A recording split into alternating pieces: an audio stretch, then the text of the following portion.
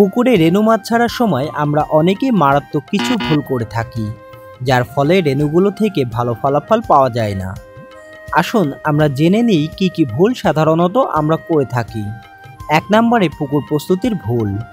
অনেকে পুরনো পুকুরে আগের মাছ, কাদা ও গ্যাস পরিষ্কার না করেই রেণু ছাড়েন, ফলে পোনা মারা যায় বা সঠিকভাবে বেড়ে ওঠে না।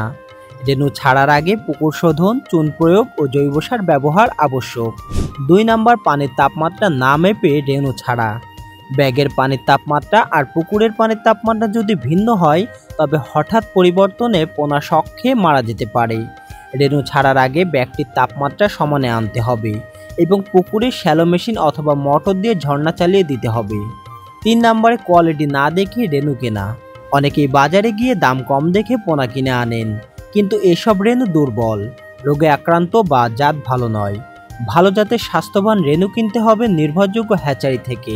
4 নম্বরে অতিরিক্ত বা কম রেণু ছাড়া। পুকুরে আয়তন অনুযায়ী সঠিক পরিমাণে রেণু না ছাড়লে খাবারের প্রতিযোগিতা হয়, ফলে মাছের বৃদ্ধি কমে যায় বা মৃত্যু ঘটে। সঠিক ঘনত্ব জানা ও মেনে চলা জরুরি। 5 নম্বরে রেণু ছাড়ার পরপরই খাবার না দেওয়া। অনেকেই ভাবেন রেণু তো ছোট, ওদের এখন খাবার লাগবে না, কিন্তু রেণু ছাড়ার পর থেকেই তাদের নিয়মিত সঠিক পরিমাণে খাবার দিতে হবে, না হলে ওরা দুর্বল হয়ে পড়ে রোগে আক্রান্ত হয়। আশা করি চাষি ভাইরা আপনারা এই সতর্কতাগুলো অবলম্বন করবেন রেণু ছাড়ার আগে। এছাড়াও উন্নত জাতের মাছের রেণু, ধানি ও পোনা এবং যে কোনো প্রকার মাছ সম্পর্কিত পরামর্শের জন্য আমাদের সাথে যোগাযোগ করতে পারেন। সকল মৎস্যচাষী ভাইদের জন্য রইল অনেক অনেক দোয়া এবং শুভকামনা। ভিডিওটি যদি আপনাদের ভালো লেগে থাকে অবশ্যই শেয়ার করবেন। সকলে ভালো থাকবেন, সুস্থ থাকবেন। আল্লাহ হাফেজ।